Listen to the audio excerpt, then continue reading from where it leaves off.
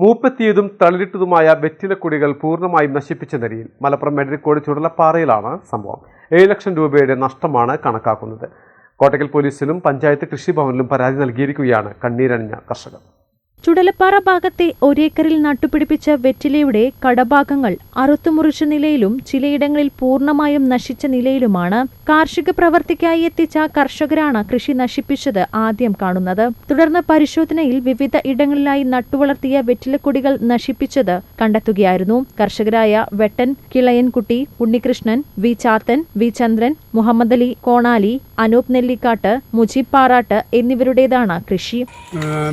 കർഷകർക്ക് നല്ല പൈസ കിട്ടുന്ന സമയമാണ്.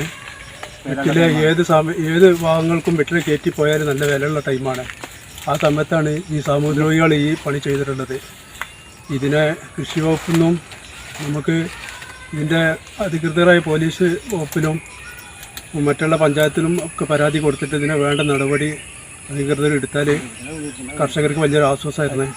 7 ലക്ഷം രൂപയുടെ നഷ്ടമാണ് കണക്കാക്കുന്നത്. സംഭവത്തിൽ കോട്ടക്കൽ പോലീസും പഞ്ചായത്ത് കൃഷിഭവനിലും പരാതി നൽകിയിരിക്കുകയാണ് കർഷകർ. എടരിക്കോട് ഗ്രാമപഞ്ചായത്തിലെ 15-ാം വാർഡില് വെറ്റില കൃഷിക്കാരുടെ വെറ്റില കൊടികളാകെ പറിച്ചും അതേപോലെ തന്നെ കത്തിവെച്ചും ആകെ നശിപ്പിച്ചിരിക്കുകയാണ്.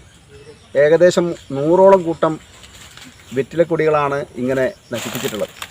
ഏതാണ്ട് ഒരു 5 ലക്ഷത്തോളം രൂപയുടെ നഷ്ടം കണക്കാക്കാൻ പറ്റുന്ന രീതിയിലേക്കുള്ള നാശനഷ്ടങ്ങളാണ്. മലബാർ ടൈംസ്, കോട്ടക്കൽ.